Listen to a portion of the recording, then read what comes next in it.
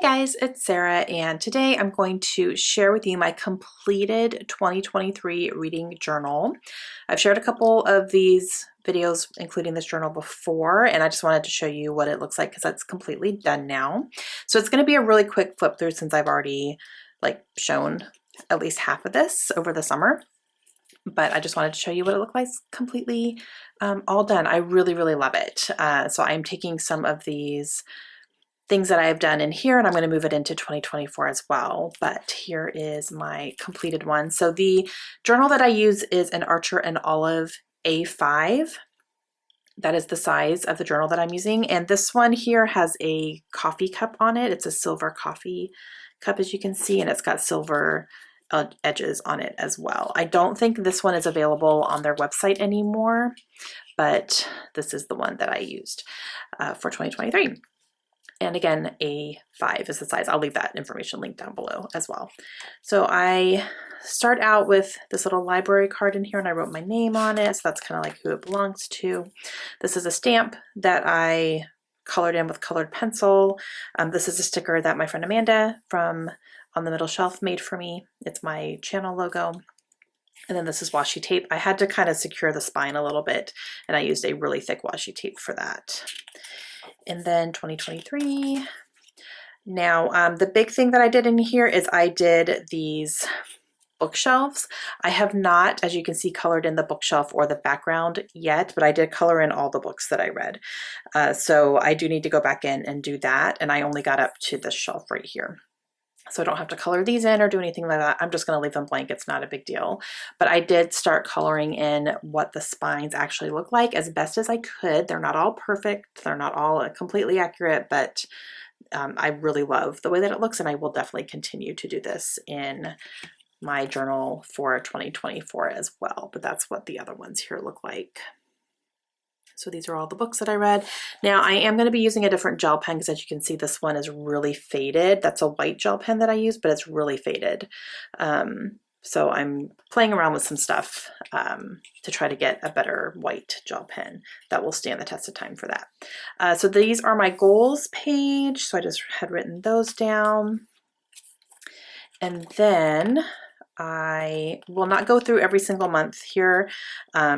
I'll just show you like my opening stuff. So for NetGalley, I did write down everything that I read for NetGalley. I started the year off with a 36% ratio and ended with a 40%. And that fluctuated throughout the year as I read stuff and then downloaded more and read stuff and then downloaded more. So it went back and forth. I'm definitely not planning to download as much in 2024. More reading, less downloading for that. This is where I kind of tracked series. I didn't really keep up on this very well though, so I just kind of let that go a little bit. For our Christmas book exchange, I wrote down all the books and the goodies that I got from the girls through the month of December. So I just kind of wrote that in as we got them. And then these are the books that were gifted to me in the year. And then book of the month, I did write down what I picked every month, and then quite a few months I skipped. And then actually after October, I ended up canceling my subscription to book of the month. I'm just going to keep what I have. I've unhauled some stuff and I'm going to not do book of the month anymore going forward as of right now. We'll see if I end up going back to it, but as of right now, I'm good. And then this was the Read Your Bookshelf Challenge that Chantel from Chantel Reads All Day hosts every year. And I did the challenge this year and I actually completed this whole thing. So I was very excited about that. It's not something that I really talked about that much, but I did complete it. So I followed the prompts every month and did that. So that was a lot of fun.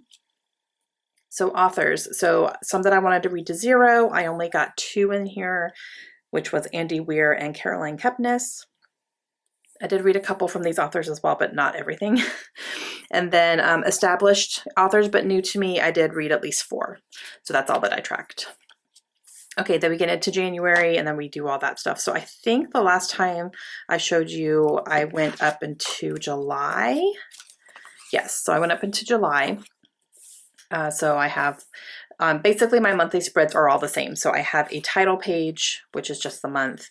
Sometimes I'll use stickers. Sometimes it's my anticipated for the season because I do them seasonally. So for here, I did my summer most anticipated releases.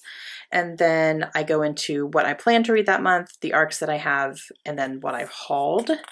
and then I go into anything extra. So for July, we had the catch-up-a-thon, and I participate in that. So I have my tracking and information on that. And then I do my book reviews. So this is where I track what I read over the month, and I decorate with stickers, put a little bit of what I thought about the book.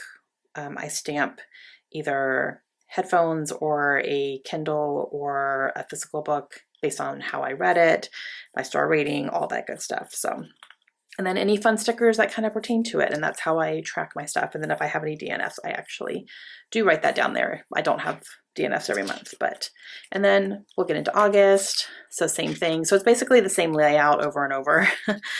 This month I had the Roll Your Next Read because that was when our summer game that Lindsay and I came up with ended. So I have my completed board here, and then what I wrote or what I read for all of the prompts there. And then into my reviews. Read a lot in July. That was a great month.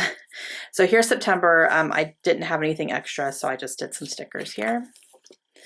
And then series September, which is a readathon that I host with Krista from Books and Jams that focuses on series. We will be doing that again this year as well. And then my reviews here. And then if I don't have anything extra before I go to my next month, I just kind of keep it blank sometimes. But this, here's my fall anticipated books starting off October. And then I did the Spookoplathon for the month of October, which was the Monopoly readathon hosted by Becca. And so I did read a few things for that. I had a big TBR and then a small wrap up for that one, but that's okay. And then for November, same stuff here. So I like to keep it simple because I know what to expect, and it's just, you know, it just goes. So, and then we get into December where I read not a lot. So this was the end of BookTrovert, wow, BookTrovert bingo for the third round. And I did get one bingo. I got close to having a couple more. I just, you know, December was not a great reading month for me, but I have the prompts over here, and then the books that I read, I filled in over on this empty blank one that Audrey provided. So Audrey from Chapter and Converse hosts this, and I do it every time that she posts a new round. So, and now book reviews. Yep, I only read 2. And then I DNF'd one. So that was my December. And then, so throughout the year, I did a Barnes & Noble book challenge. And this is something that Barnes & Noble posted on their Instagram at the beginning of the year. And it was just challenges. And each little book cover has a different challenge on it. And you're supposed to try to get as many as you can. I got quite a few, actually. I didn't make it a huge priority, though. It was just kind of, whenever I did my wrap-ups, I looked to see if any of the books that I read happened to be one of these things. So I didn't finish this by any means. I just printed off the images off Instagram in the beginning of the year, and I checked them off as I went, but it wasn't something I was like hyper focused on.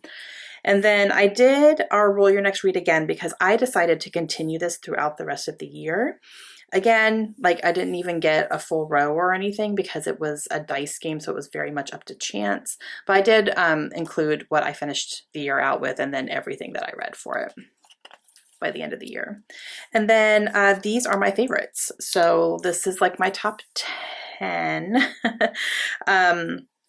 So these are the ones I talked about in my video, and I just printed out the book covers of them on paper and stuck them in here. And then my absolute number 1 favorites were Fourth Wing and Iron Flame.